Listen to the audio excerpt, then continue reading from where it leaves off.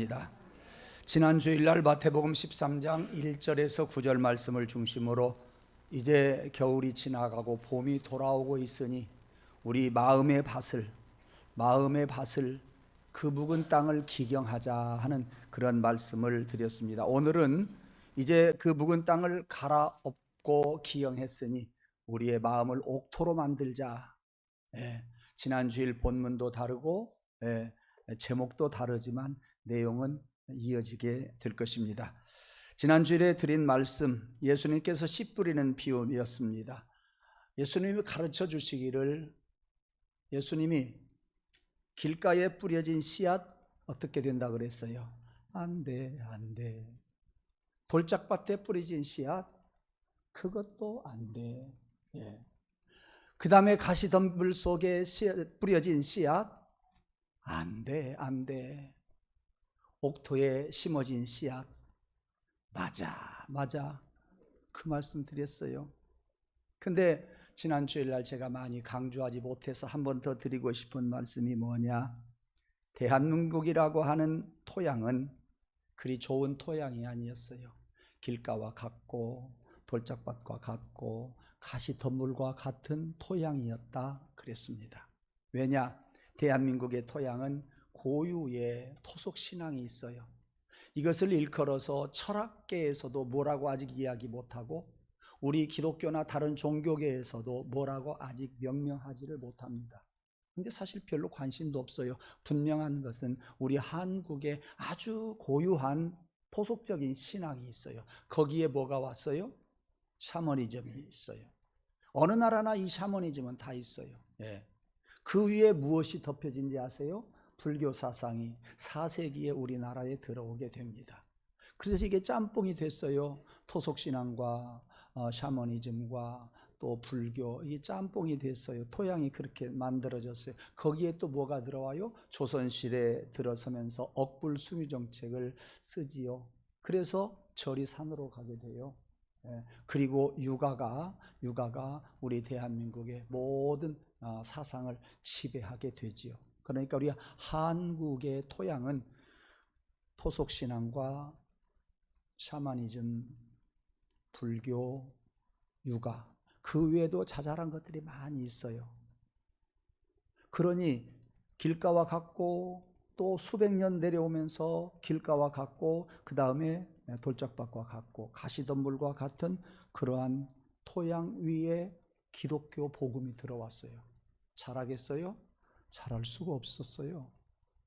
그 거칠은 토양 안에 단단한 토양 위에 복음이 심어졌는데 안 될 줄 알았어요. 1884년 부활주일 새벽에 미국의 언더우드 목사와 아펜셀러 목사 두 분이 인천 항구를 통해서 복음을 가지고 들어옵니다. 그 복음의 씨앗이 심겨지기 시작했습니다. 2000년도에 들어서 우리 대한민국의 기독교인은 자타가 공인할 정도로 1200만 명이라고 하는 많은 수가 교회를 다니고 복음이 심어져서 열매가 많이 맺어졌습니다. 140년이 지난 오늘날은 선교사를 미국 다음으로 많이 보내는, 세계에서 두 번째로 선교사를 많이 파송하는 그런 나라가 되었습니다. 이렇게 복음이 뿌려져서 그 좋지 않은 토양에서 많은 열매를 맺게 된 것은 하나님의 큰 역사요, 하나님의 은혜요, 우리와 우리 대한민국에는 큰 복이 아닐 수가 없습니다. 지난 주일날 이 말씀을 제가 여러분들에게 분명하게 드리지 못했던 아쉬움이 있어서 한 번 더 말씀을 드렸습니다. 그래요, 논밭에 있는 많은 씨앗이 길가에서는 자랄 수가 없어요. 돌짝밭에서 자랄 수가 없어요. 가시덤불 속에서도 안 돼요. 오로지 옥토만이 많은 열매를 맺을 수가 있습니다. 근데 우리 한국에는 복음을 심었습니다. 복음이 싹이 났네요. 복음이 자랐습니다. 30배 맺었고 100배 맺었고 많은 열매를 맺었어요. 실제적으로 여러분들의 삶과 가정에 이 복음의 열매가 많이 맺어지기를 원합니다. 예수 믿고 복 받은 사람들이 얼마나 많으냐 그 말이요. 세상에서 버림받은 사람이 예수 믿고 똑똑해지고요, 예수 믿고 유명한 사람들이 얼마나 많이 됐습니까? 예, 저도 그 중에 한 사람이에요. 저는 시골에서 태어나가지고요, 어머니 아버지 시골 농사 짓는 데 많이 도와줬던 사람 중에 하나요. 예. 학교도 그렇게 썩 좋은 학교 못 다녔어요. 제가 제일 자랑하고 싶은 대학이 전북대학교, 그거 나왔어요. 다른 사람이 볼 때는 별거 아니에요. 나는 대단한 거요. 왜? 그게 최고니까. 나는 그게 최고니까. 예. 그런 제가 오늘도 여기서 말씀 전하잖아요. 그런 제가요, 어디 가서 한마디씩 하잖아요. 예. 가만히 동창회 한번 가봤어요.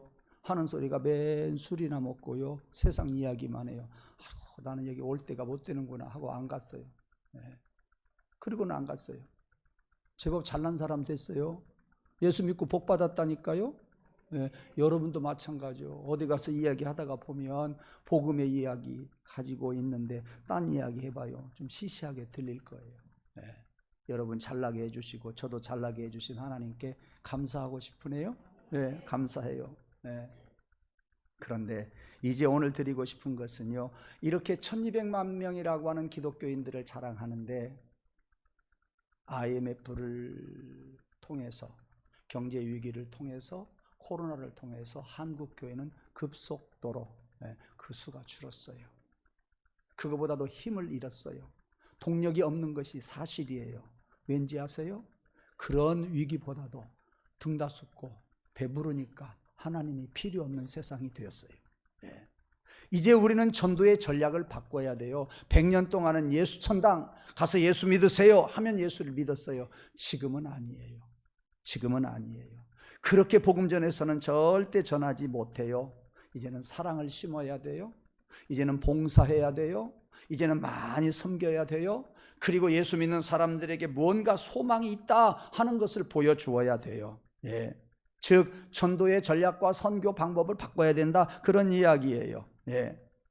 그러기 위해서 우리가 먼저 해야 할 것, 제가 임상실험 2번을 했어요. 10년 간격으로 2번을 했는데요, 안 믿는 사람들이 예수 믿는 사람들을 보고 뭐라고 하느냐, 참 잘난 체 많이 한다, 지그들끼리 논다, 예. 그 다음에 너무나 시끄럽다.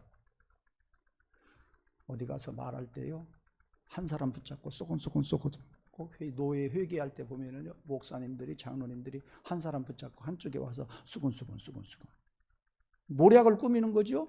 그렇죠? 예. 그 못된 짓 하는 거예요. 그게 다 같이 알 수 있는 이야기여야지. 왜 한 사람만 데리고 와서 수근수근 자기들끼리 이렇게 저렇게 딱 짜고 와서 발언도 하고 그러냔 말이에요. 참 안 좋게 보여요. 정말로 그 사람 싫어져요.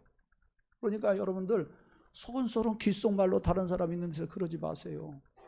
그리고 끼리끼리 놀라고 하지 마세요. 우리 기독교 복음이 전해지지 않는 이유 중에 하나, 기독교인들이 끼리끼리 놀다가 이렇게 많은 배척을 당하는 거예요. 누구들이 그러냐? 그럼 우리들도 우리들끼리 놀란다고 하는 그러한 반사작용이 일어났어요. 어디를 가든지요, 그냥 끼리끼리 하지 마세요. 끼리끼리 하지 마세요. 그거는 여러분들이 처신하는데 대단히 중요한 이야기예요. 이제 우리는 잘난 체 그만하고요, 끼리끼리 그만 놀고요, 그 다음에 안 믿는 사람 무시하지 말고요, 그 사람 챙겨 주어야 돼요. 병든 사람들, 어려운 사람들 챙겨 주어야 돼요. 아, 기독교인들이 이렇게 많은 어려운 사람들을 돕는구나 하는 것을 세상에 알려야 돼요. 세상에 보여주어야 돼요. 그래서 우리가 복음 전략을 어떻게 세워야 되느냐, 당장 지금 부흥하는 것이 아니라 10년 후, 20년 후, 30년 후를 내다보고 일을 해야 된다. 이제는 절대 그런 복음 전략이 아니면 전할 수가 없어요. 예, 많은 사람들에게 먹혀지지 않는다 하는 그런 이야기입니다. 그러면 어떻게 해서 우리의 마음을 옥토로 기경을 하고, 그리고 우리의 마음 가운데에 뭡니까? 많은 열매를 맺을 수가 있겠냐? 열매를 맺을 수 있는 옥토가 되기 위해서 어떻게 하느냐? 오늘은 본문 말씀을 통해서 그것을 말씀을 드리려고 합니다. 한 사람의 예를 들어서 설명해 드리겠습니다. 오늘 본문에 보면 사도 베드로가 나옵니다. 베드로의 예를 들어서 말씀을 드리겠습니다. 원래 베드로는요, 자존심이 강한 사람이에요. 성격이 급한 사람이에요. 어떻게 보면 완강한 사람이고 간직한 사람이에요. 예, 오늘날 우리들이 흔히 하는 말 봉건주의 사상에 찌들었던 사람이 베드로예요. 예, 가정이 있었던 남자, 세상을 살 만큼 살았던 남자, 그야말로 자기의 고정관념 속에 꽉 틀어박혔는데도 거기다가 성격 안질라 급하고요, 자존심도 강하고요, 예, 아주 강직한 사람으로 유명해요. 그래 어제 제가 설교 준비를 하면서 그런 생각했어요. 아, 베드로는 길가와 같은 마음도 있고 돌짝과 같은 마음도 있고 가시덤불과 같은 마음도 있구나, 그런 밭이구나. 그러니까 이 못된 세 가지 것이 다 있는 사람이 베드로예요. 이 세 가지 것을 다, 좋지 않는 것을 갖추고 있는 사람이 베드로라니까요. 예. 그런데 이것이 베드로의 성품이었는데 이 사람이 예수를 만나서 어떻게 되었습니까? 예수 앞에 무릎을 꿇었어요. 예수님의 말씀에 순종했어요. 나중에는 자기 목숨을 바쳐서 예수님을 위해서 희생하는 사람이 되었어요. 네. 오늘 본문 11절 한번 보실까요? 그들이 배들을 육지에 대고 모든 것을 버려두고 예수를 따르니라. 가족도 가정도 버리고, 배도 버리고 누구를 따랐다고요? 예수를 따랐어요. 고기 잡던 베드로가 이제는 사람을 낚는 어부가 되었어요. 완전히 바뀌었다 그 말이에요. 어떻게 바뀔 수가 있었느냐, 그 말씀을 드리고 싶은 거예요. 어떤 과정을 통해서 베드로가 이렇게 새 사람이 되었느냐, 세 단계를 통해서 말씀을 드리려고 합니다. 첫째는 회개의 단계입니다. 오늘 본문 여기 5장에 보면 베드로가 게네사렛 호수라고도 하고요, 갈릴리 바다라고도 하고요, 티베리아 바다라고 해요. 이쪽은 갈릴리, 이쪽은 티베리아, 이쪽은 게네사렛. 그러니까 그 큰 호수의 해변이라고 하면 안 돼요. 호수변에 있는 도시들의 이름을 따서 그렇게 세 가지 이름으로 불려집니다. 그런데 그 갈릴리 호수에서 어려서부터 고기를 잡던 사람, 베드로, 안드레, 야고보, 요한, 그 외에 많은 사람이 있었겠지요. 그 중에서 네 사람만 예수님의 제자가 되는데, 제자가 되는 과정이 오늘 본문에 소개되고 있어요. 밤새도록 그물을 던졌어요. 고기가 한 마리도 안 잡히는 거예요. 어려서 이 갈릴리 호수에 잔뼈가 굵었던 베드로가, 요한이 여기 가면 무슨 고기가 많이 잡히고 저기 가면 무슨 고기가 많이 잡히고, 초저녁에는 어디에다가 그물을 대야 되고, 그리고 한밤중에는 어디에다가 그물을 던져야 되고, 또 새벽에는 어느 곳에 그물을 던져야 할 것을 잘 알던 베드로였어요. 그런데 그날따라 자기들의 방법을 다 동원했어도 한 마리도 못 잡았어요. 새벽이 되어서 집에 갈 시간에 그물을 씻고 있었다 그랬어요. 집에 가려고 그물을 씻고 있었어요. 예수님과 대화를 하더니 예수님이 뭐라고 했어요? 그에게 찾아간, 베드로에게 찾아간 예수님이 대화라고 난 다음에 저 깊은 데로 가서 그물을 던져라 그랬어요.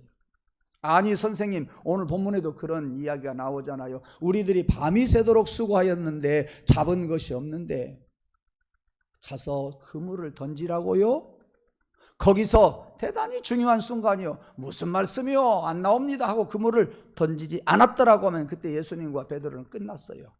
그런데 뭐라고 해요? 말씀에 의지하여 내가 그물을 내리리이다.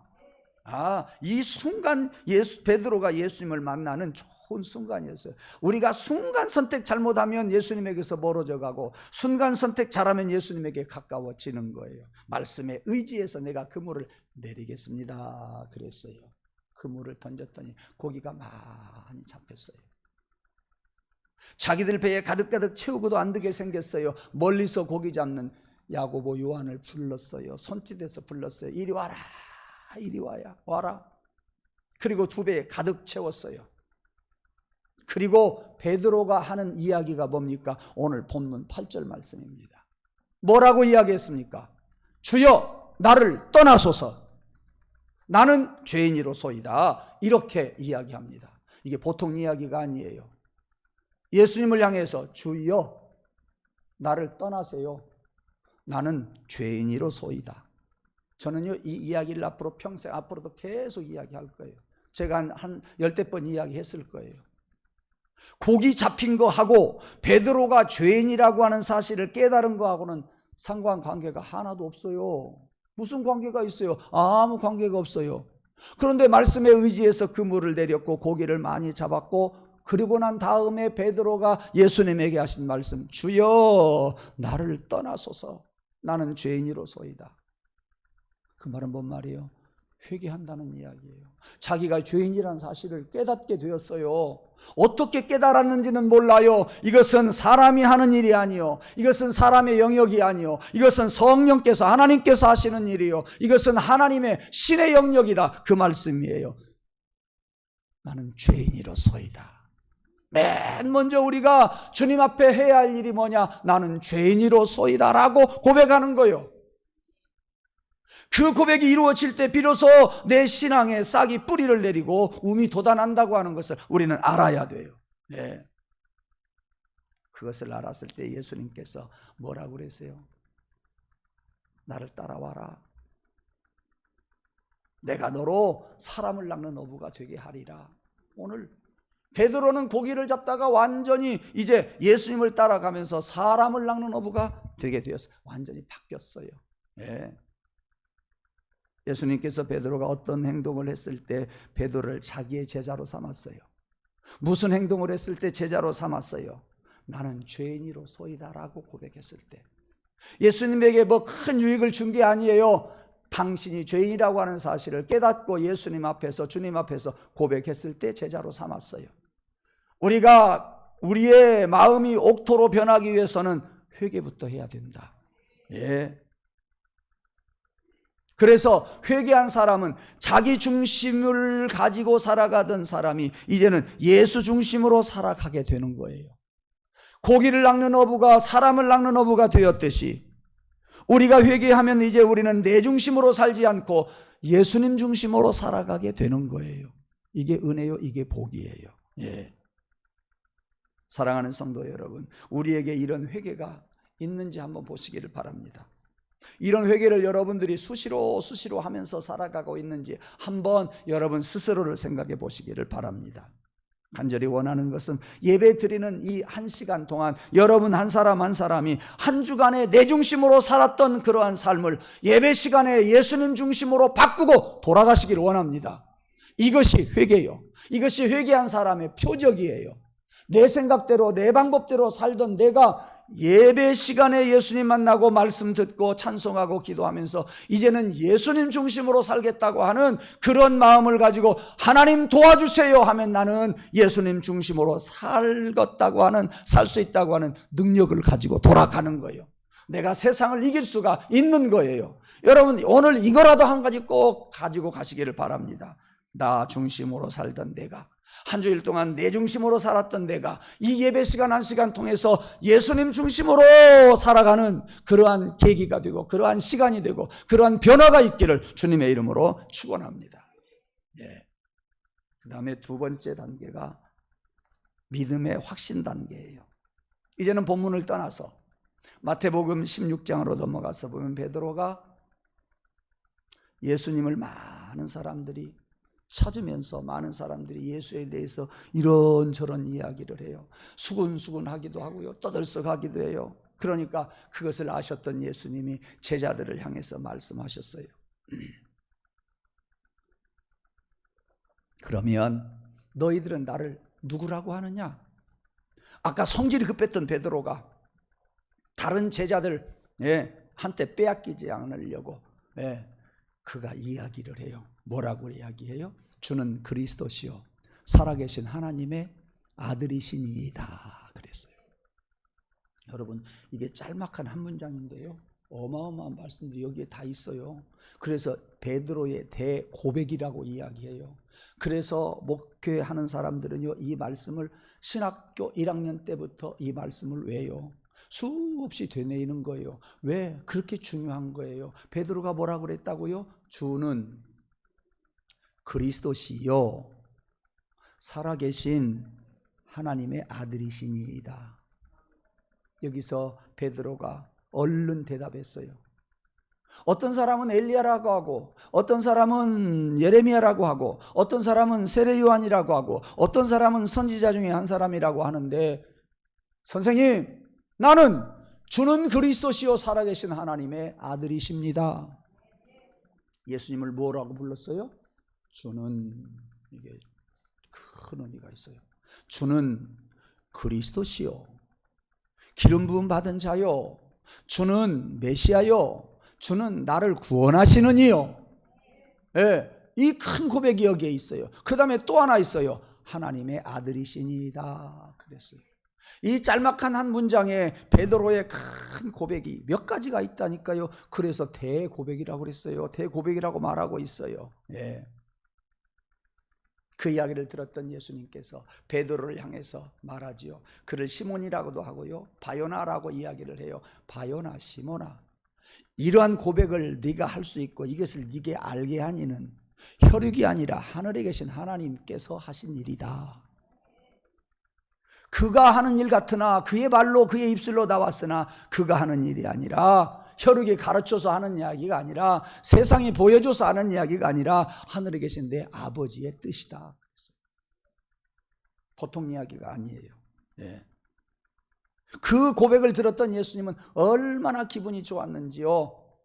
하늘에 계신 내 아버지께서 하신 것이다 하면서 천국 열쇠를 너희에게 주노니 네가 열면 닫을 자가 없고 네가 닫으면 열 자가 없다, 이렇게 이야기를 하세요. 몹시 칭찬해 주는 것을 볼 수가 있습니다. 단순히 머리로서 하는 이야기가 아니라 그의 가슴 속에서 우러나오는 이야기요, 성령께서 깨우쳐 주시고 가르쳐 주신 말씀을 고백하는 거예요. 내가 주님을 체험하고 하는 이야기다 그 말이에요. 오랫동안 따라다녔던 베드로, 물론 실수한 적도 있어요. 그러나 그는 가슴속으로 체험을 하고 이렇게 고백을 할 수가 있었던 거예요. 사랑하는 성도 여러분, 주님의 말씀을, 하나님을 여러분 조그마한 머릿속에 가둬놓으려고 하지 마세요. 여러분의 머릿속에 가두어지는 하나님은 하나님이 아니에요. 어려운 이야기죠. 하나님은 무한한 하나님이세요. 왜 내 생각에다가 가둬놔요? 가둬놓지 마세요. 그 가둬놓는 것 죄악이에요. 성령님이여 가르쳐 주시옵소서. 베드로처럼 깨닫게 해 주옵소서. 머릿속에서 가슴으로 내려와서 내 가슴에서 예수님을 고백하는 자 되게 하여 주옵소서. 이렇게 예수님을 믿을 때에 믿음의 확신 단계로 넘어가게 돼요. 우리는 그러한 사람들, 그러한 성도가 되어야 합니다. 예수님에게 베드로처럼 칭찬받아야 한다 그 말씀이에요.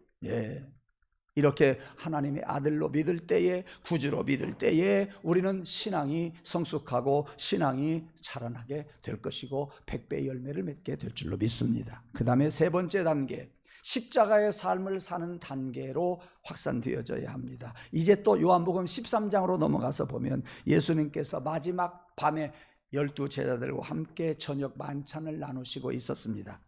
갑자기 제자들에게 예수님이 하신 말씀, 너희 중에 나를 팔 자가 있느니라, 나를 팔아먹을 자가 있느니라 그랬을 때에 역시 성질이 급했던 베드로가 무슨 말씀이요? 선생님을 팔다니요? 나는 선생님을 파는 자가 없다고 생각해요. 아니, 나는 주를 위해서 순교할 각오가 있습니다. 내 목숨을 버리겠습니다. 이렇게 이야기를 했어요. 목숨을 버린다는 거 쉬운 일이 아니잖아요. 자기 희생을 말하고 있어요. 자기가 십자가를 지겠다고 하는 이야기예요.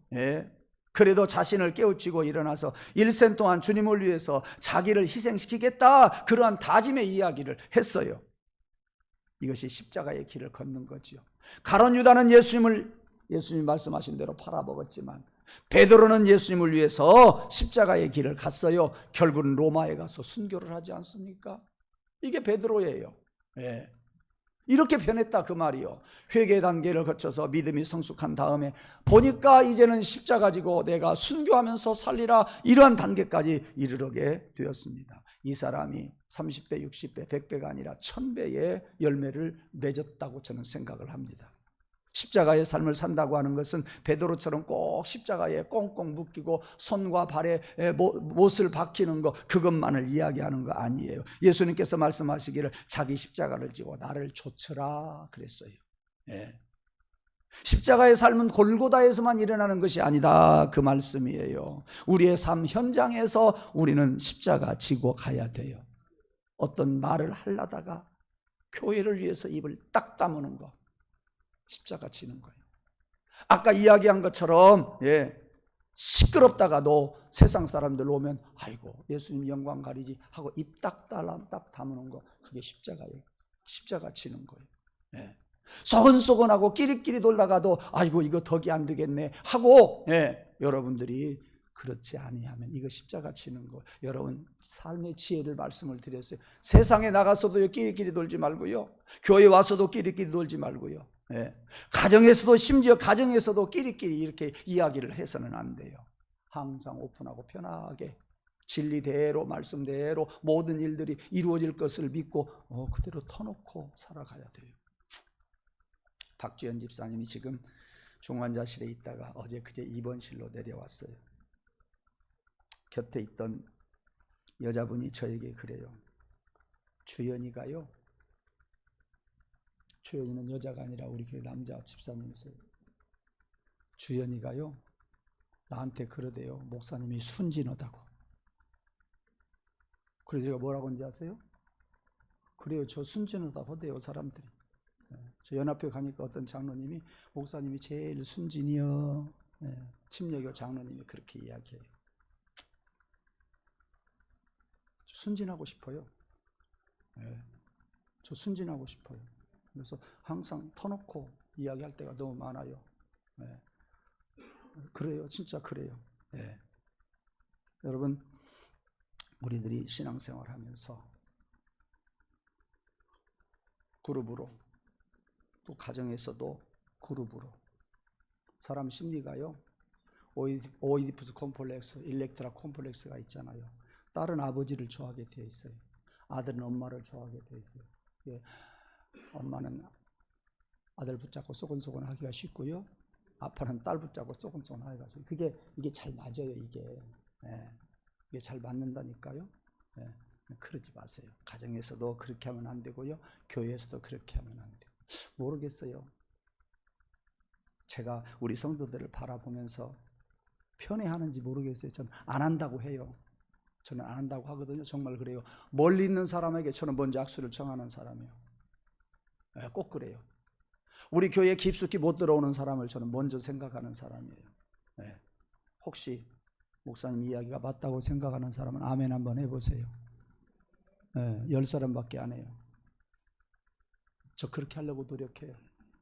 절대 우리 교회 안에서 그러한 그룹이 형성되지 않도록 조심해야 돼요. 그것이 자기를 죽이는 일이요, 그것이 교회를 죽이는 일이에요. 말씀을 맺으려고 생각합니다.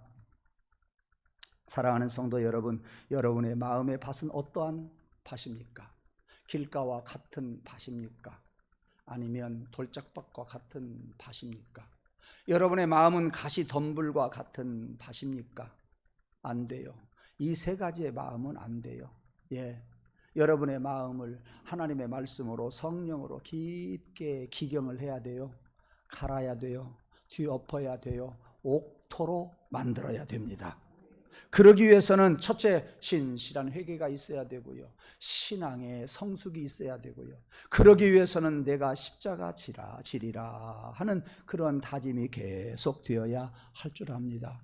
우리가 그런 예쁜 마음이 있기를 원해요. 우리가 그런 마음 가지고 살아가기를 원해요. 그런 마음을 가질 수 있도록 주님 내 마음속에 오시옵소서. 그러면 우리는요, 주님의 마음 가지고 살아갈 수 있고 30배, 60배, 100배 결실을 맺게 될 줄로 믿습니다. 주님 내 마음속에 오시옵소서. 주님의 마음을 본받는 자, 그 마음의 평강이 찾아오면 험악한 세상을 이길 힘이 하늘로부터 임함이로다. 주 모습 내 눈에 안 보이며 그 음성 내 귀에 안 들려도 내 영혼 날마다 주를 만나 신령한 말씀 늘 배우도다. 가는 길 거칠고 험하여도 내 맘에 불평이 없어짐은 십자가 고난을 이겨내신 주님의 마음 본받음이라. 같이 합시다. 주님의 마음 본받아 살면서 그 거룩하심 나도 한 번 더 합니다. 그 거룩하심, 그 거룩하심 나도 이루리. 사랑하는 성도 여러분, 믿음이라고 하는 제로 베이스에서 출발하십시다.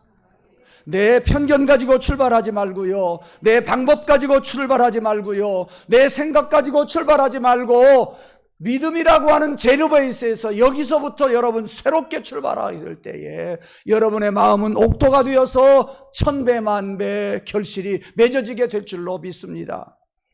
그 거룩하심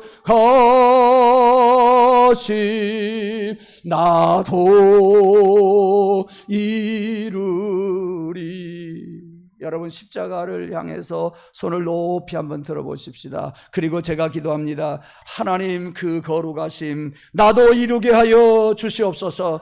주님의 마음 본받고 우리의 심령들이 영적으로 육적으로 옥토로 변하게 하여 주시옵소서. 100배 결실이 맺어지게 도와주시되 영의 결실, 육의 결실, 가정의 결실, 일터에서의 결실, 재단에서의 결실이 그렇게 맺어지게 하여 주시옵소서. 예수님 이름으로 간절히 기도하옵나이다. 아멘.